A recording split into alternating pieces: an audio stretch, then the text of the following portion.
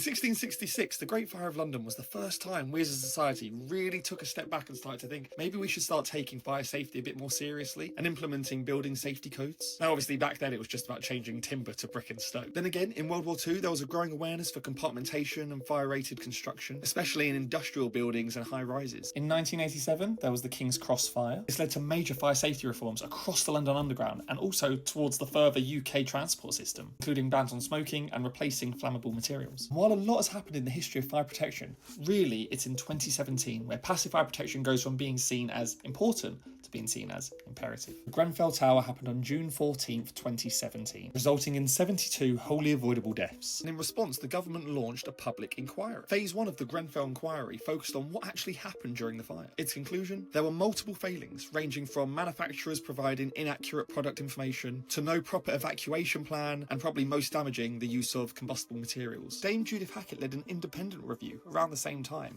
on building regulations and fire safety. Her report called the system not fit for purpose and recommended a new regulatory framework that focused on safety, accountability and competence. This led to the Building Safety Act in 2022. You've probably heard of this if you're in the industry. It completely overhauled regulation for high-risk buildings and introduced new roles like the Building Safety Regulator and accountable person. We actually made another video about the Building Safety Act, going a bit more in detail about what it actually is, so you can check that video out as well. Next came the Moral Day Report in 2023, commissioned by the Industry Safety Steering Group. It focused on construction products more specifically and how to fix the lack of testing, traceability and accountability, making sure that only safe, verified products are used and any failures can be traced back to the source. Phase 2 of the Grenfell inquiry was released last year, 2024.